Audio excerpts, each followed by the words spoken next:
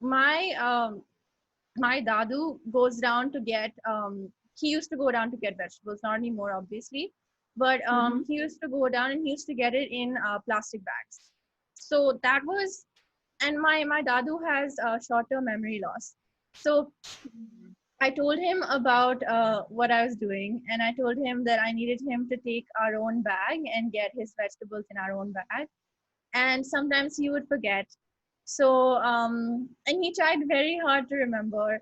And my daddy also tried to remind him, but sometimes he would still forget. So one day he was like, "Why don't you write it on my t-shirt so that when I go down, someone would remind me?" Rajni style. Wow.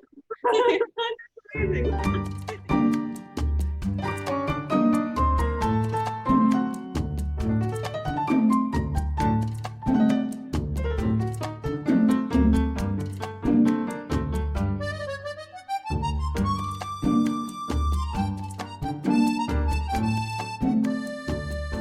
Basically, in your society, in your condominiums, you started waste segregation, and now all your wet waste is composted and all the dry waste goes to some recycling third parties. How was that? Like, how did you get started on it? I was one of the younger ones, and we were part of a team. And I had wanted to do it for a while, and then finally my mom told me about someone else. Like I think it was someone who's a leader or someone in our condo. She told me about her and another older student in who lived here. She was in like 10th or 11th grade at the time, and I was in 7th grade. And because I had already been thinking about it, and she wanted to do it as well, the other students. So we got together and we started planning the whole thing, and we made like a PPT for a proposal. And yeah, we made a PPT. Eventually, so Yeah, it what was is it from the business perspective? we had to, or else we were kids, they wouldn't take us seriously. We made a PPT. So we got a whole bunch of other kids and adults involved, and we started a campaign where we went door to door. Well, first it was finalized, right? The whole system was finalized where everyone would have to segregate their waste into wet and dry and medical. And then we have to sensitize all the residents and all the household domestic help, because those were the people who would be actually segregating the waste. So we went door to door, and we gave people their bags, their first round of bags that were segregated, the color coded bags. And we told them about the new mandate, and we told them, we talked to the domestic help about how they needed to segregate their waste. And yeah, after that it just took off. There was a pilot building, I think, so there are a bunch of buildings here, and I think one building started. And then after that it just became a mandate, and everyone should be doing it right now, but it's not, everyone is not doing it. We have the system in place, but everyone is still not doing it. Why? What happened? If only you had something like naturehealers.life, which kept displaying. Yeah. Exactly. Geeta keeps plugging in NHL whenever she gets a chance. It's great. We need to. Yeah, but That's the only thing I'm thinking about right now. How do we actually solve these kind of problems? Like, we have so many people like Shivi who are doing such great work on the ground, but this is the problem they face time and again. People don't follow up. People don't keep up to the good work that they actually do. And the only reason is convenience. And people are lazy. So we need to give them easy ways of doing that and fun ways of doing that. I so agree. Or maybe you need to make it compulsory, like to have a fine if they don't segregate the waste. Yeah, Bangalore does that, and it works pretty well actually. Okay, awesome. So do you But it's very difficult to do that in a city like Gurgaon, because in Gurgaon compulsory things are often met by तुम्हें पता नहीं है मैं किसका बेटा हूँ, तुम्हें पता नहीं है मैं कौन हूँ, मैं नहीं करूँगा जाओ. did you also face that when you went door to door? No, but I can imagine it. So Cultural differences. So you must have felt like excited. I mean, this was a victory for you and your friends, right? Yeah, yeah, very excited. We got a compost machine and that runs. The compost machine runs. So whatever compost they have every day, it goes through the machine. And have you thought about something like, so the reason why people usually just fall off and they stop doing segregation of waste is a good example, is because they're just lazy and they feel like, yeah, it's okay, even if I put it in one bin, nobody is Yeah. going to complain. So maybe you can put in this kind of a system where, so some societies in Gurgaon do this, where the trash pickers, when they come and pick up the waste from the household, they actually put a check mark that did this person segregate the waste or not. And then that data it goes back to the RWAs, and then they publicize it so that it's a positive reinforcement for the people who are doing it and a negative reinforcement for the people who are not doing it. So that way you end up motivating at least some of the people to keep doing it. You could try I something think, like that. yeah, that sounds great. That sounds Yeah. like it would work. That's like in schools where you used to have the golden stars and the silver stars system. I don't know if you have that. Yeah, But we exactly. had a chart of all the students and stars. Yeah.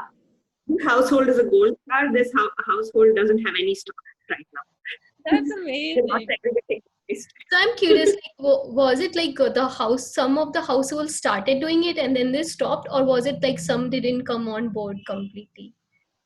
From I don't know the specifics, but when I talked to the manager, what about the causes, what came up was that people are not think it's inconvenient, or they're just lazy, and that some people are not aware. Hmm. So the bags are distributed, but I think another round of awareness has to be made. Yeah. Not just another round for such kind of Yeah, initiative. Usually, like every quarter, every 3 months, yeah. people need to be taking a refresher. yeah, so Shivi, you have adopted certain zero waste practices in your life, and you said that some of them you're probably not doing right now because of COVID. But I want to know, like, when you started some of these things, what was a very fun thing for you to do? I think the most fun part was talking to people about it. So, like, my mom really helped me with the whole thing, and I needed someone in the house too, because you need the people of the house on board, and I forced my entire family to do it. So, I needed like How did someone you to help. force them? I really want to know, like, how did you force them? And what So, were the resistances you got from them? And then how did you solve for that? yeah, okay, this is interesting. So, Yeah. I told them that I was doing this project and I needed their help for 2 weeks. But so it was my first proper project, right? So it didn't go completely as per plan. So we kind of ended up being majorly zero waste for like 2 months, as opposed to the promised 2 week period. But then for 2 weeks we were like proper zero waste. So Wow. they were kind of like, when is this going to end? But um That's my emoji. That's my emoji. The clapping emoji. thank you. And that's my thumbs up emoji. We need a smiley face. The smiley face comes with a beard. Do you want it? Okay, we want the smiley face with a beard. That's my smiley face with a Ulta beard. smiley face. Yeah. So I told them about the project, and so some of the biggest struggles were, my my dadu goes down to get, he used to go down to get vegetables, not anymore obviously, but he used to go down and he used to get it in plastic bags. So that was, and my dadu has short-term memory loss. So I told him about what I was doing, and I told him that I needed him to take our own bag and get his vegetables in our own bag. and sometimes he would forget. So and he tried very hard to remember, and my daddy also tried to remind him, but sometimes he would still forget. So one day he was like, why don't you write it on my t-shirt so that when I go down someone would remind me. Rajni style. Wow. Amazing. Did you do that? No, I didn't. Eventually he started to remember, and like after a while he got it. Yeah. Another thing, I read that, and you really, it seems to be part of your identity, that you say that you're a vegetarian, and you really emphasize it. I feel like in whatever I've read about you. So generally, we don't really advertise, right, our eating habits. So why is it so important for you to be a vegetarian? Um, it's important because for climate reasons, for what was it called? Ecological reasons, um, and for my own health. Those were the three reasons. Um, I so I went vegetarian when I was very young for about half a year, and then I got back to non-veg, and and then I went again last year in May, and I'm still vegetarian, and the rest of my family is not. But the reason I've done it is, yeah, because one, the meat industry contributes so much to climate change.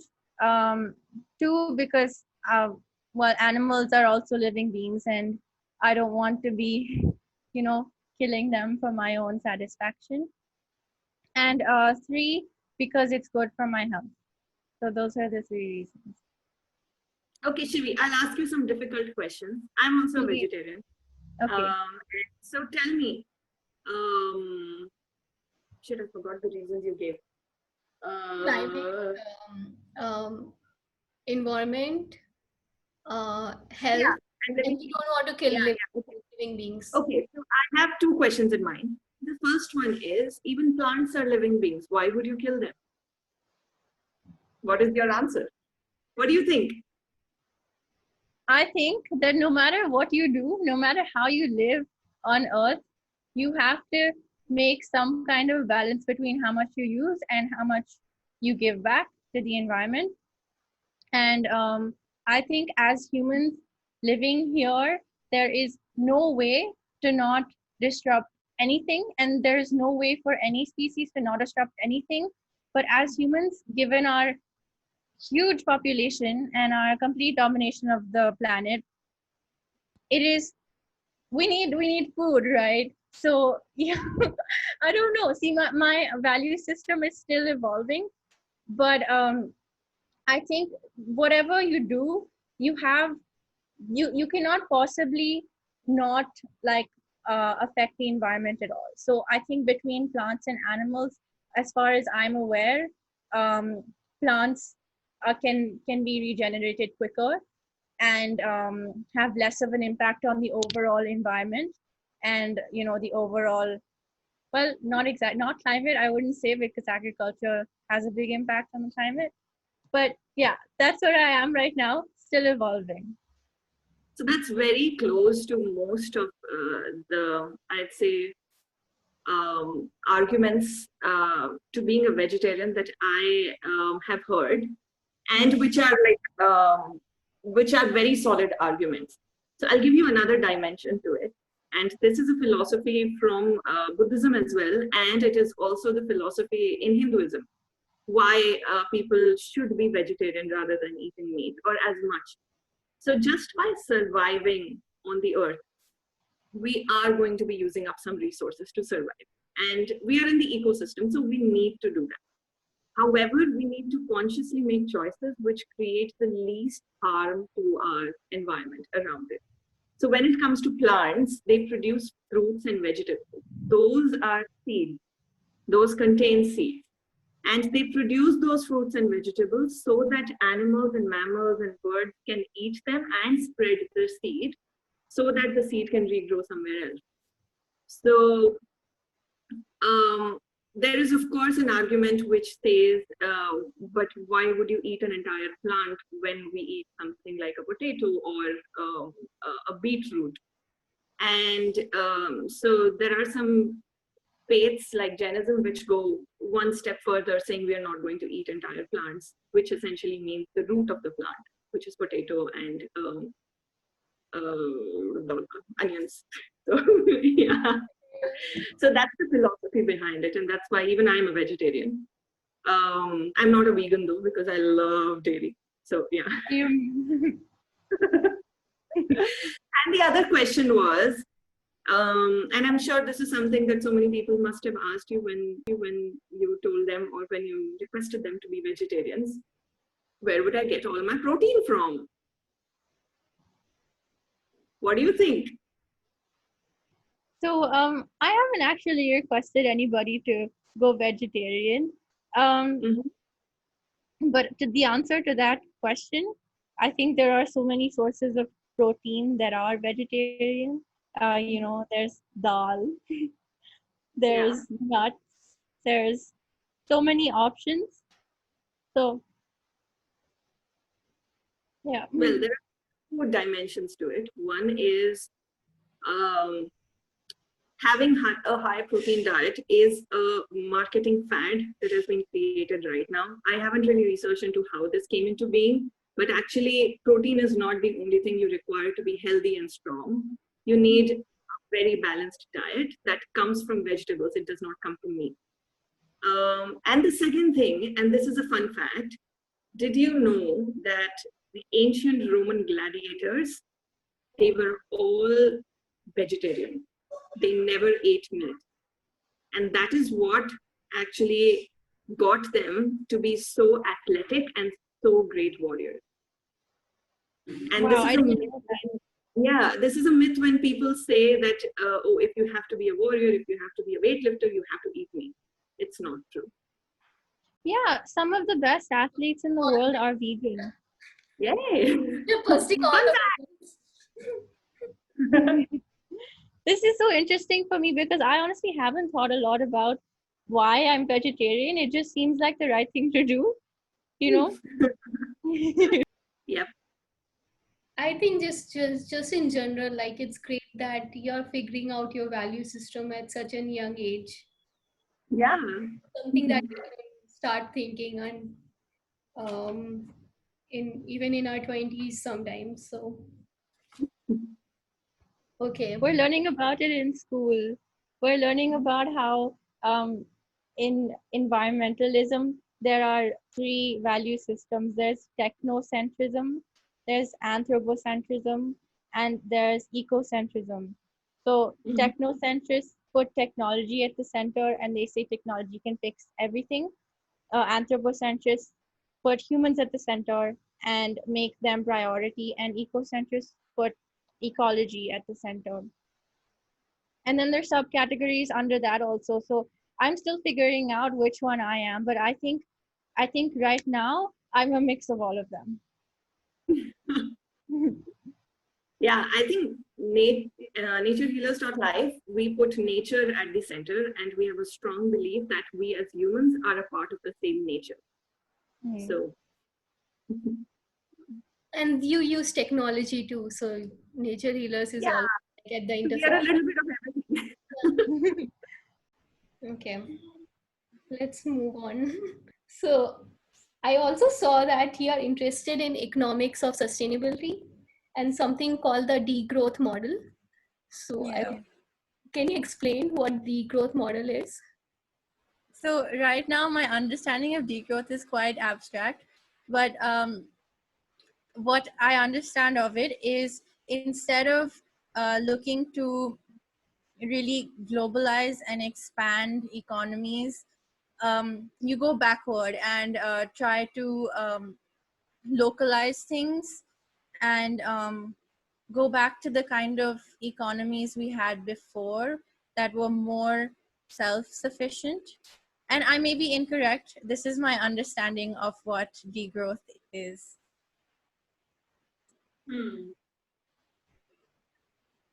You know, when we look backward, when we call it backwards, people cringe at that. So let's call it something else. Like we need to Forward to the we forward, take but inspiration from our roots. Yes. yes, yeah, something like that. yeah, there's a lot of learning to be had from how we used to live. Yeah. I mean, like the people who live close to the forest, the tribal people, they have much more knowledge about how to take better care of it compared to the Yeah. company, like compared to the conservationists who come and try to preserve those forests. Yeah. Like they themselves need to go learn from the indigenous people, for example. And in Sri Lanka, there is a very there's a holistic movement that's at the intersection of Buddhism and Gandhism. It's called Sarvodaya. So that's what they are doing, that they are building solutions from bottom up. So they go into the villages and understand their lifestyle first and what kind of solutions or and build communities. Like they build community where women, children, farmers, everyone has equal say into that they can represent their own issues. That they create self agency. Mhm. So I think that's like even with nature healers, like when we are going to scale into, for example, home composting, we are going to look at the community model where the solutions will come from each individual community. They need to design it for themselves. We need to give them the tools to how to think about the problem, but ultimately they need to design the solutions. So that's why I feel like it's very exciting to work in climate change. I mean, it's a depressing topic, but it's exciting to work in it because there is so much you can do, and you can think about a lot of solutions just from your common sense, just from understanding of your surroundings. You don't need It's not a depressing topic. It's a very, very exciting topic. I am loving to do it. topic, Ankita. We have 10 years to save our planet. Essentially, that causes a lot of anxiety in me, at least. Why? You should look at it this way. We still have 10 years. And we have started doing stuff now already. We have, but there are a lot of, like, all the big players, they need to start doing stuff, and it's So nowhere. that's what we want to do with NHL. So Yeah. I don't know if I shared this with you, but so the way I started thinking about NHL when the idea came was, of course, like I wanted to create change on a massive scale. But then the change at massive scale comes from big corporates, their policies, and government policies across the globe. And who are the people who are actually making those policies, in sitting in those government offices or those corporate offices? They're people like you and me. And so when I compared that, if somebody, let's say if Shelly, you are sitting at the head, if you are the CEO of a company like Coca-Cola, the kind of decisions you would make would be very sustainably oriented versus somebody who has been a banker in their previous life. And so what that meant was, if we are able to bring people to think sustainably in their personal lives, it will automatically start reflecting in their professional life and the decisions that they make in their professional life. And that is the loop that we need to make. That is why we designed all our challenges in a way such that it actually becomes an exciting topic, and we still have 10 years to go. Come on, we can do a lot. Okay. I hope. I'm sorry, I'm still skeptical about the time frame, but yeah. It's okay. That's such a nice way to think about it. The worst thing that can happen is we'll go extinct. The earth will live on. So don't worry. Yeah, exactly. Good for the earth, right? Exactly. I mean, I do feel hopeful. I do feel optimistic, and like when I do things, that's when I feel optimistic. When I'm not doing anything, that's when I feel the most anxious. So Yeah. it's So fine. be optimistic. Stop. Yay. Yeah, but I'm optimistic with a bit of with a sprinkling of skepticism. No, that's a good thing to have.